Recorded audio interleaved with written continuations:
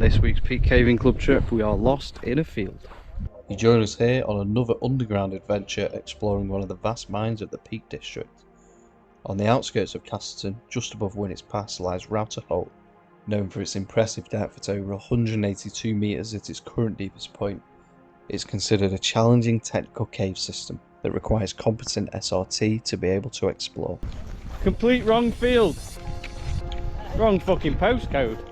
After paying the £2 trespass fee, we took heed of the farmer's warning to not stray into the field of cows, as there was a very aroused bull on the prowl. But armed with vague instructions of where this shaft lay, we accidentally wandered into the territory of this lustful bull. After a quick look on the map, we realised our mistake and escaped his aroused grasp by heading down into the neighbouring field towards the fenced off shaft.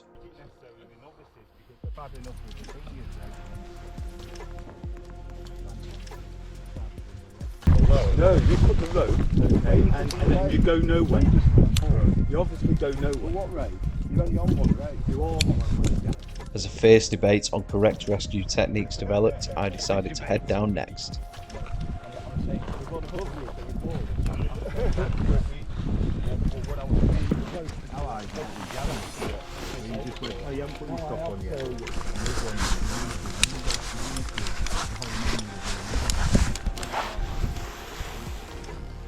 The first pitch to contend with here is the 70-metre entrance shaft. Being the third one down, it was a smooth descent spent admiring the old lead miners' pick marks that covered the walls, a reminder of a once prosperous industry.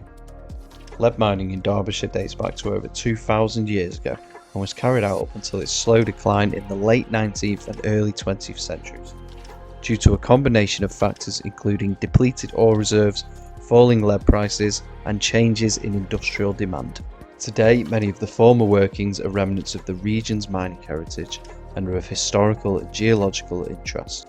It's a real privilege to be able to access these workings safely and with permission, sites that the vast majority will never get to see, and most are aware of their existence.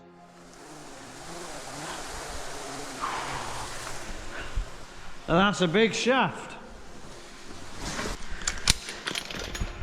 Road free! Where the hell are we? Once at the bottom of the entrance shaft, there are several ways on. A rope leading up into hypothermia crawl was decided as a maybe for on the way back out, but our main goal for today was to push this vast system as far as we could.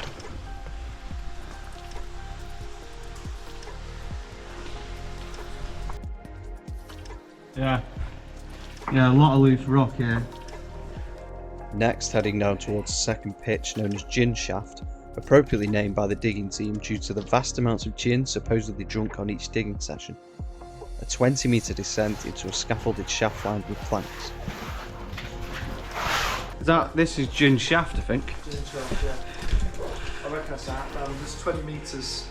That looks about 20 metres to me, honestly. In situ, yeah, it's only fucking 40 years old, isn't it? Yeah, right. We'll know if it fails because it's breaking. Yeah. We'll know if it fails because you're going to tell us. Yeah. The fixtures here are not designed to hold back the tons of rock surrounding it, as they stand no chance of holding back the magnitude of earth behind them. Their purpose is to ensure that cavers don't disturb any rocks on their travel and cause a shift that could result in a collapse and potentially trap any unsuspecting visitor beneath them.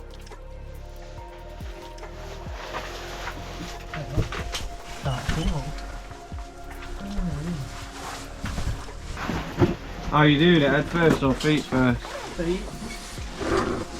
Yeah. This section of passage is known as Breakthrough 1 and requires sliding down a tight, narrow passage into a natural cave chamber. This would prove to be a tough challenge on the way back out. Right, so how do I do this with multiple things in hand?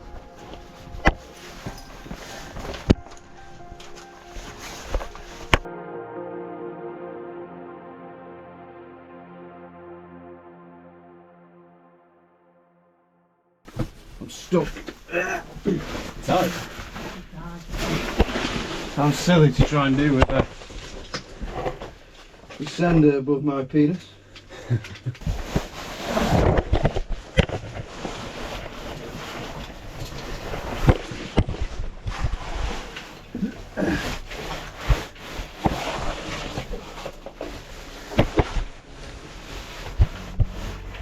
Nice. That nappy coming in handy. Yeah.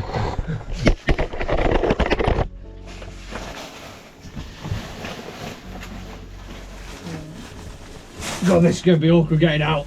Yeah, I'm not looking forward to that. Gravity is doing the work. Might need to take off SRT kits to get out. I think so. Probably the best bet. What's the crack with that, Corey? Crack with that one. Feet first.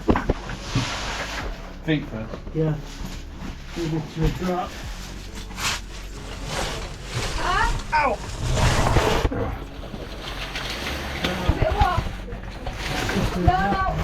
Am I on a drop?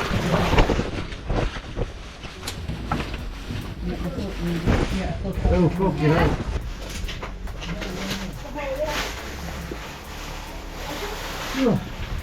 That was awkward.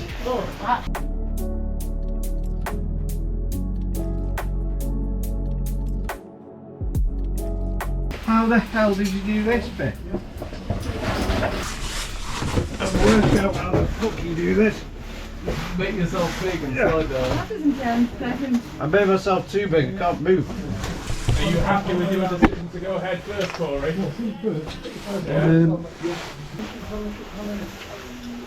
All good now. After squeezing through the delights of Breakthrough 1, we arrived at the notorious Badger Choke. A scaffold-riddled boulder choke that would snag anyone foolish enough to enter with their full SRT kit still equipped. The main problem is that there's so many bits of scaffolding that every part of your SRT kit gets caught. Welcome to my Badger Choke. The stone that you leave on, that's what I use to hold when I'm sitting down. And then, Right, I'm going to make a tactical decision and put bits in my bag. I just don't know which way's best for this.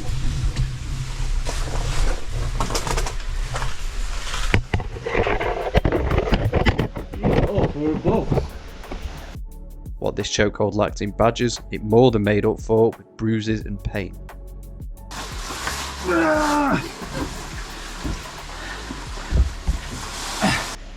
Minimise flailing limbs. There's a nice chamber at the bottom. Wow. Makes it all worth it. After the delights of the set dweller were past, we arrived in 2 left wellies, aptly named after one of the diggers arrived with only 2 left wellies to don as footwear. On the Friday. Yeah. Well, this is probably the whole thing with shit has still got a slot in. It's not there. Wow, it's impressive. Double things going on. After the 2 left wellies is a series of natural cave chambers, taking us around 60 metres deeper, travelling below a natural waterfall. Yeah. Good. Okay, got a few of those. Fantastic.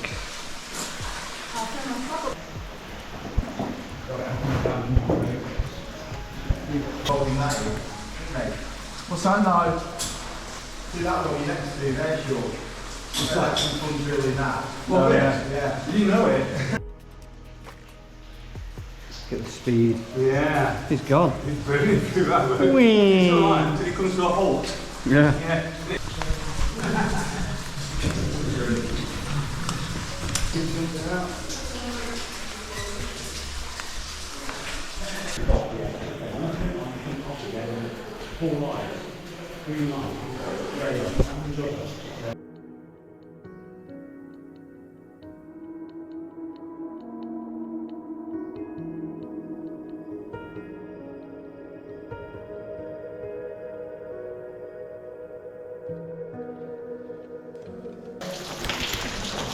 Oh, fucking wet.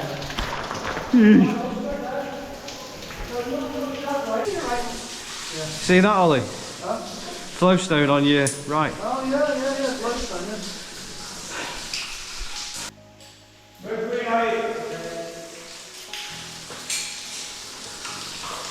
yeah. Impressive chamber.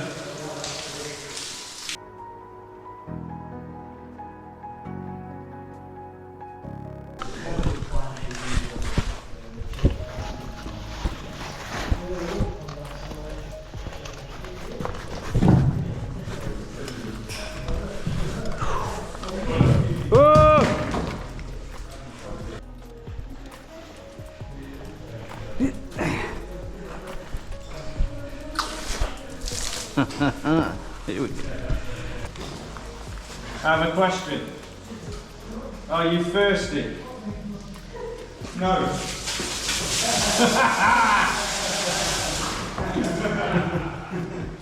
After descending some more pitches, we arrived at the start of the ice cream trail, named after the colourful calcite formations surrounding this passage. The frozen delights were a nice sight, but what wasn't nice was the chosen route ahead. Stay high. Stay high? Yeah, try and stay high, don't drop down again. Okay. Yeah.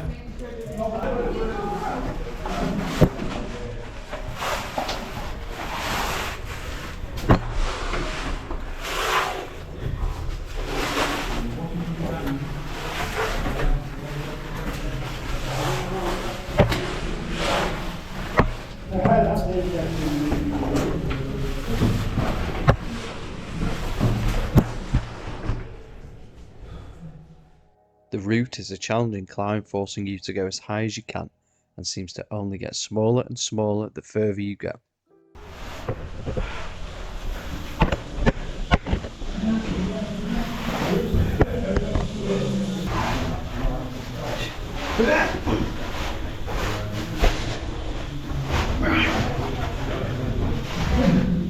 So, I need to make myself big to get past this. I need to get myself high.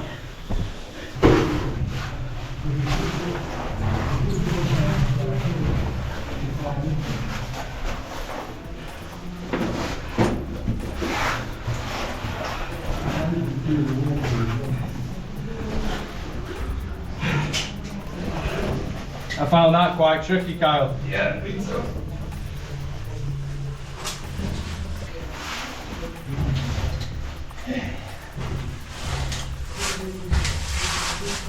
Ooh, you've got all your SRT gear on. Yeah. That's you're paying the price now. I'll forget it. Right. I'm just getting towards up basically. He's doing the better job than me, but I don't think I'm going past here. Because you've got to have your SRT kit on. And your Oh, to SRT get the kit- pitch. And your SRT kit's going to stop you. That does look quite tricky. He's doing a better job than me, but I'm not doing that. So that's me done. At the end of this tortuous incline was a very narrow gap, dropping you out 35 metres above the bottom, straight onto a pitch head. This passage therefore had to be passed with all SRT kit equipped, making the squeeze very challenging, and after a few failed attempts from the members of our team, this unfortunately forced us to retreat. Right, I'm going to sit on your face as well. Lovely. Can you get past me from there? Yeah, it's good. No, alright, I'm almost over it. I'll sit here. Sorry. That's all right. I'll sit here. Forgive me. Forgive me. Oh, Sam's got his GoPro there. Forgive me. Oh, I can't. I'm going to have to go high. So we've given up at the start, halfway through the ice cream trail. We can go on to high. Up time, I prefer me, but it sounds very tempting.